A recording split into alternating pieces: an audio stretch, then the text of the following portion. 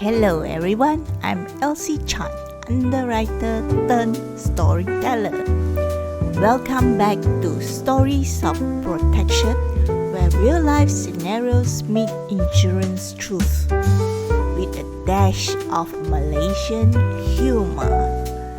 And good news, if you prefer listening instead of reading, these episodes are now on YouTube and Spotify, perfect for driving, gymming, or eating nasi lemak illegally at midnight. Today's story is about mindset, money, and what happens when later becomes too late. The first time I met Jason Leong, he was wearing a suit more expensive than his car, sunglasses indoors, and a gold chain that screamed, "My Forex group has a Telegram channel." We sat down at Q Cup. He ordered an oatmeal dirty chai extra hot and said confidently, "Insurance is just another version of susu duit, right?" I blinked my eyes. He continued before my sarcasm even loaded. "You pay every month, get nothing back, then someone else claims your money. Sounds like rotating money game with nicer brooches." I took a sip of kopi O and stared at this man, perfectly styled, full of cash, and completely clueless. "No," I said. "It's called risk pooling. Everyone contributes a small amount so that when something bad happens to someone, there's enough to cover them." He rolled his eyes like I had asked him to donate to a temple fund. "So, I'm the sucker funding someone else's hospital bill lah. I rather invest, at least I get something back." Most agents would have smiled politely and moved on.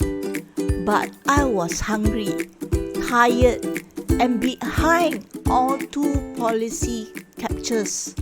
So I decided to go full field truth. "Jason, tell me something. If you crash your car and insurance pays for the repairs, you don't complain, right?" "Of course not." "But if you don't crash, do you go back and demand a refund?" "No."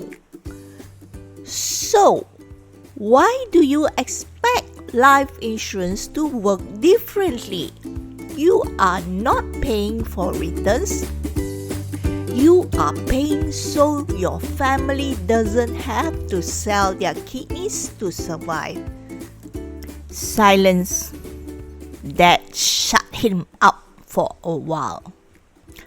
2 months later, 11:47 p.m., my phone rings. "Elsie, are you awake?" I was scrolling GrabFood, trying not to order ayam goreng. My gym body collapsed. 34 only, heart attack. Gone before the ambulance came. Silence. No insurance. His wife is posting on Facebook. They are doing a GoFundMe. "Can we talk?" We met the next day.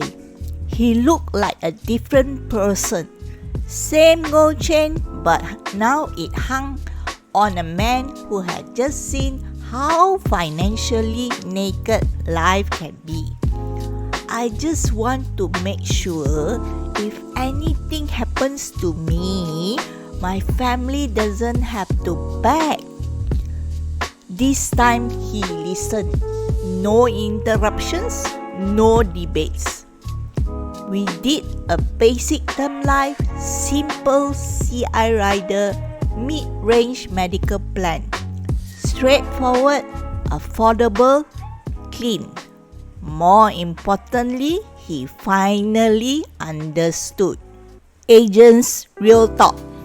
When you are in front of a Jason, confident, healthy, resistant, you have two choices.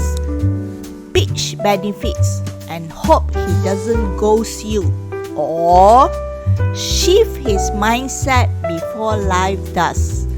I choose clarity, not fear. If your client doesn't understand risk pooling, that's not their failure. It's your missed chance. You are not there to sound smart. You are there to make it make sense. Underwriting insight.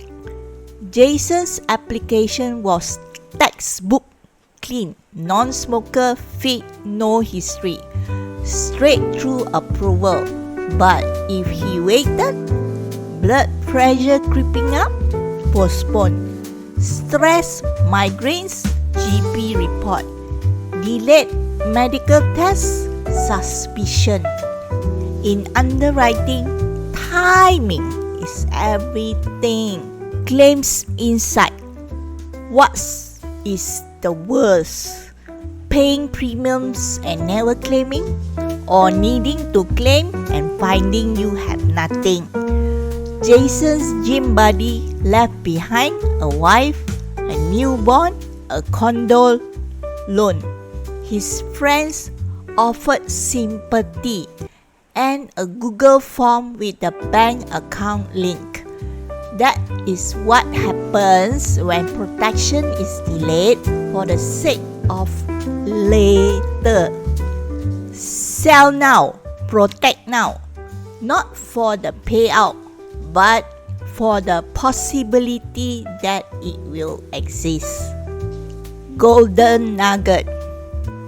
You can't predict when someone will finally understand the value of insurance. But when they do, make sure it's not too late to offer it.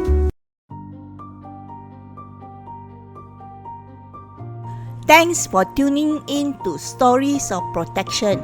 If you enjoyed today's episode, follow me on Spotify, subscribe, like and share on YouTube. LC Chan Books. Share this with one friend who says, insurance later lah. You might save their future. See you in the next episode.